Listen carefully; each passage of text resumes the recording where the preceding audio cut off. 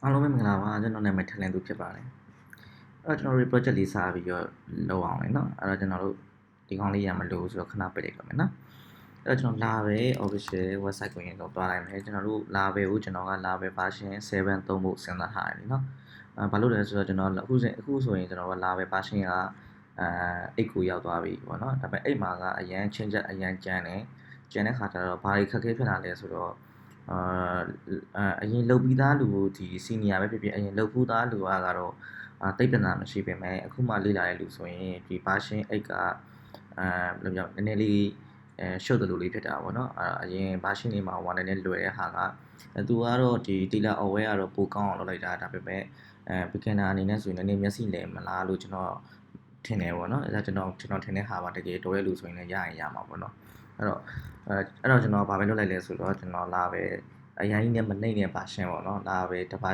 version တစ်ခုပဲရောတဲ့ဟာပေါ့တော့လာပဲ version ကျွန်တော်7သုံးမယ်လို့စဉ်းစားလိုက်တယ်7ဆိုရင်တော့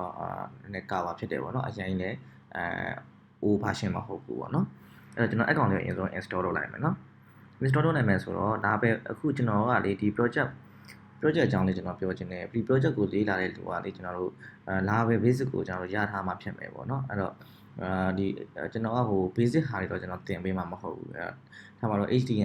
HTML CSS JavaScript jQuery Bootstrap ပေါ့နော်ဒါတွေရနေရမယ်Laravelဆိုတဲ့အထိုင်းတစ်ယောက်Laravel basic တွေတော့ရနေရမယ် middleware ဆိုတာပါလေ Auth တွေကဘယ်လိုလုပ်ရလဲနောက် request တွေ controller တွေ model တွေ view တွေပေါ့နော်ဒါတွေအကုန်လုံးကိုသူ basic အနေနဲ့လေ့လာထားပြီးသားဖြစ်ရမယ်ပေါ့နော်ကျွန်တော် project ရွေးချက်ကိုကbasic တွေရပြီးတော့တကယ် project the whole project project ကြီးတစ်ခုလုံးမရသေးဘဲနဲ့thinking မစဉ်းစားနိုင်သေးတာပေါ့နော်ကိုယ့်ဘာကိုမစဉ်းစားနိုင်သေးတဲ့လူကိုကျွန်တော်လမ်းကြောင်းပေါ်ရအောင်ပို့ချင်တာလीနော်အဲ့တော့ basic တွေကိုတော့ကျွန်တော်မပြောတော့ဘူးဒါပေမဲ့အဲ့ဒီ basic တွေအရင်ပဲ advanced ဖြစ်အောင်ဘယ်လိုမျိုး thinking လုပ်ပြီးသွားမလဲဆိုတာလေးကိုပြောမယ်လीနော် okay အဲ့ဆိုကျွန်တော်တို့ဒီ project ကိုစပြီး install လုပ်လိုက်မယ် install လုပ်မယ်ဆိုတော့ကျွန်တော်က project ကိုကျွန်တော်တို့ကအရင်ကမိတ်ဆွေရတကယ်လို့အရင်ကလာပဲ project ကိုဘယ်လို down လဲတော့မသိဘူးကိုယ့်ဘာကိုယ်ဒီလာပဲ installer ထည့်ပြီး down လဲဆိုရင် down ပေါ့နော်အဲ့လိုမဟုတ်ဘူးဆိုရင် composer နဲ့ down ရင် down ပေါ့နော်ကျွန်တော်ကတော့ composer နဲ့ပဲလုပ်လိုက်တော့မယ်နော် composer ဒီကောင်လေးနဲ့ပဲလာပဲ7ကိုကျွန်တော် down လိုက်မယ်လीနော် okay ကျွန်တော်အဲ့တော့ဒီထိကျွန်တော် copy ကိုလိုက်မယ်နောက်က project နာမည်ကိုကျွန်တော်ရေးမယ်လीနော် okay အဲ့တော့ကျွန်တော်အရင်ဆုံးဘာလုပ်မလဲဆိုတော့ကျွန်တော် terminal လေးတစ်ချက်ဖွင့်လိုက်မယ်เนาะကျွန်တော်ကတော့လောလောဆယ်ကျွန်တော် laptop က MacBook ဖြစ်တဲ့အတွက်မိတ်ဆွေနဲ့တကယ်လို့မိတ်ဆွေက MacBook ဆိုရင်တော့နည်းနည်းဆင်တာပေါ့เนาะတကယ်လို့အဲ့လိုမဟုတ် Windows ဆိုရင်လည်း Windows အလျောက်ကွဲသွားမှာပေါ့เนาะအဲ့လိုဖြစ်သွားလိမ့်မယ် okay အဲ့လာပဲ basic ရပြီးသားဆိုတော့ဒီ project down တာတွေပါတော့တိတ်အခက်အခဲရှိမယ်လို့မထင်ဘူးเนาะ okay အဲ့တော့ကျွန်တော်အရင်ဆုံး project down လိုက်ရအောင် sorry ကျွန်တော်ဒီကောင်လေးကိုခဏပိတ်လိုက်မယ်ပြန်ဖွင့်လိုက်မယ်เนาะဖွင့်လိုက်ပြီကျွန်တော် project ရှိတဲ့နေရာကိုကျွန်တော်သွားလိုက်မယ်ကျွန်တော် project ကကျွန်တော်က cd site ဆိုပြီးကျွန်တော်ဒီ site ဆိုတဲ့ folder ထဲမှာကျွန်တော်ထည့်ထားတာပေါ့နော်ပြီးတော့မှ project တွေအများကြီးရှိတယ်အဲ့ project လမ်းကြောင်းလေးကိုကျွန်တော်တစ်ချက်ပြနေတယ်ကျွန်တော်မှာ project ကဒီမဲ့ site ဆိုပြီးကျွန်တော်တုံးထားတယ်ပေါ့နော်အဲ့တော့ဘဝတုဒအနေနဲ့ကျွန်တော်တခုပြောပြချင်တယ်လားပဲ install မလုပ်ခင်မှာကျွန်တော်ကမိတ်ဆွေတို့မှာကကြတော့တော်တော်များများကတော့ XAMPP လေးတုံးတယ်လीနော် XAMPP တုံးတယ်ပေါ့နော်အဲ့တော့ကျွန်တော်လည်းဟိုအရင်ကကျွန်တော်လည်း XAMPP တုံးတယ်XAMPP မှာကျွန်တော်တစ်ခါလေးအာရုံမနောက်ချင်ဘူးဆိုရင် XAMPP တုံးတယ်ဒီတိုင်းကိုယ့်ဘက်ကိုအကုန်လုံး PHP တို့ MySQL တို့ဒီ server web server တခုအဲ့လိုကိုယ့်ဘက်ကိုပြန်ပြီး install လုပ်ချင်တာ manual install လုပ်ချင်တာဆိုကျွန်တော်တခြားဟာပြောင်းသုံးတယ်ပေါ့ကျွန်တော်အမြဲအဲ့လိုချိန်ပြီးတော့အဆင်ပြေလို့ရှောက်သုံးနေတာပေါ့နော်ကျွန်တော်စံလေးသုံးထားတယ်ကျွန်တော်ရှိမှစံလေးရှိတယ်ပေါ့နော်ဒါပေမဲ့ကျွန်တော်ကဒီ project မှာကျွန်တော်လုပ်စံကိုကျွန်တော်ဖွင့်ပြမှာမဟုတ်ကျွန်တော်တခုသုံးထားကျွန်တော်ကဟိုဇန်မှာကျတော့လေကျွန်တော်တို့ project ဟိုဇန်တစ်ခုကိုထောင်ပြီးတော့ over version ဖြစ်သွားပြီဆိုရင် PHP version ကနှိမ့်သွားပြီဆိုရင်ပြန်မြင့်ဖို့ဆိုရင်နည်းနည်းအာရုံနောက်တယ်သူကပြင်ရတဲ့ file ကဟို file တွေသွားပြင်ဒီ file တွေသွားပြင်နည်းနည်းအာရုံနောက်တယ်ပေါ့နော်အဲ့တော့ကျွန်တော်ဘာသုံးလဲဆိုတော့ကျွန်တော်ကလာပဲမှာဒီကျွန်တော်တို့ဒီ development အတွက် environment လုပ်လို့ရတဲ့ဟာတစ်ရှိရပေါ့နော်အဲ့ကောင်ကိုဘယ်လိုခေါ်လဲဆိုတော့ကျွန်တော်လာပဲဒီဘက်မှာတက်ဝင်ပြမယ်နော်ဒီဘက်ကဟာပြတ်သွားမှာဆိုလို့ okay အဲ့မှာဆိုရင်ကျွန်တော်တို့အခုထားပါတော့ကျွန်တော် documentation ကိုပဲတစ်ချက်သွားလိုက်မယ်လာပဲမှာကျွန်တော်က fairless တုံးတယ်ပဲလीနော်ကျွန်တော် fairless တုံးတယ်အဲ့တော့ fairless ကကျွန်တော်ပါလဲဆိုတော့သူကဟိုဟာဒီ mass OS တွေမှာပဲရတာเนาะဒီမှာ fairless in လာပဲ development environment for mass OS အဲ့တော့ဘာဖြစ်လဲဆိုတော့mass OS တုံးတဲ့လူတွေဆိုရင်ဒီကောင်တုံးလို့ရတယ်ဒီကောင်အရင်အဆင်ပြေတယ် mass OS အတွက်ဆိုရင်လीနော်အဲ့တော့ဒီမှာသူကတခါတည်းပဲဒီ NGIH တွေတခါတည်းပါပြီးသားမှဒီပြီးပြီဆိုရင် PHP တွေပါတုံးထားပြီးသားပေါ့နော်ဒီ valence သုံးတယ်ဆိုရင်ကျွန်တော်တို့လာပဲမဟုတ်ဘူးတခြား static site တွေ WordPress တွေတခြား framework တွေတခြားCMS တွေတခါတည်းဒီ Joomla တို့ပါတော့အကုန်လုံးသုံးလို့ရတယ်เนาะအကုန်လုံးတစ်ခါတည်းဒီထဲမှာထည့်ပြီးသုံးလို့ရတယ်ဒီကောင်ရဲ့အားသာချက်ကဘာလဲဆိုတော့ဒီကောင်ကဘာကောင်းသွားလဲဆိုတော့PHP version တွေပါလေချိန်ရရင်အရန်လွယ်တယ်ကိုက PHP version အမြင့်ပြောင်းချင်တာဖြစ်ဖြစ်အနှိမ့်ပြောင်းချင်တာဖြစ်ဖြစ် command တစ်ချက်နဲ့ပြောင်းလိုက်ရုံပဲအကုန်လုံးအဆင်ပြေတယ်အရန်အဆင်ပြေတယ်ပေါ့နော်သုံးရတာပြီးတော့နောက်ထပ်ကျွန်တော်တို့ကဒီသူကဒီမဲ့ site land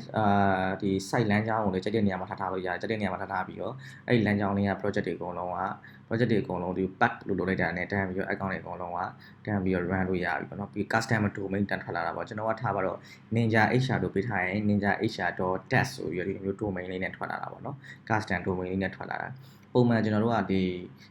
စမ်းနေမှာဆိုရင်ကျွန်တော်တို့ custom domain လို့ကျင်နေဆိုရင် file ကနှစ်နေရာလောက်သွားပြင်ရတာပေါ့နော် set ရဲ့ host ထဲမှာလည်းသွားပြင်ရတယ်စမ်းရဲ့ဒီ http v host ထဲမှာလည်းသွားပြင်ရတယ်ပေါ့နှစ်နေရာလောက်သွားပြင်ရတာပေါ့နော်အဲ့လိုမျိုးရှိတယ်ဒီမှာကျတော့တစ်ခါတည်းပဲ custom domain Fura ရဲ့ custom domain နဲ့တစ်ခါတည်းထုတ်ပေးလိုက်တာပေါ့နော်အဲ့ဒါအရင်မြန်နေတက်တာတယ်ပေါ့နော်